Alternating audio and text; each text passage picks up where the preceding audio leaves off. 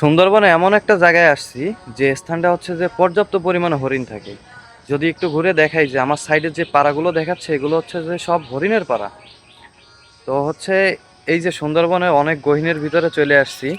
তো এখন হচ্ছে যে সূর্য আর কি অস্ত গেছে, ভিতরে যাওয়াটা ঠিক হবে না। এখন সুন্দরবনের ভিতর থেকে বেরোনোর চেষ্টা করতেছি। আসলে অনেক ভিতরে চলে গেছিলাম, যে আমাদের বোর্ড আছে, বোর্ডে করে আসছিলাম। অবশ্য পরে আবার কোনো দিন আসবো আমরা। এই সুন্দরবনের ভিতরে যে একটা অবস্থা, যেটা হচ্ছে বলার বাইরে, যে শ্বাসমূল এখান থেকে হচ্ছে যে হাঁটা বড় দায়। আর আমরা প্রায় নদীর কাছে চলে আইছি এখন। তো আমাদের কিন্তু সামনে বোর্ডও আছে। আর পর্যাপ্ত পরিমাণে হচ্ছে যে এখানে যে হরিণ, আর হচ্ছে প্রচণ্ড ভয় এখানে। আর হচ্ছে যে বেশি একটা থাকা যাবে না, কারণ যে কোনো একটা সময় দুর্ঘটনা ঘটতে পারে। আসলে এখানে হচ্ছে যে 1 সেকেন্ড হচ্ছে যে নিজেরা বিশ্বাস করা যায় না। আর এখানে উঠলে পর্যাপ্ত পরিমাণে সতর্ক থাকতে হয়, অবলম্বন করতে হয়।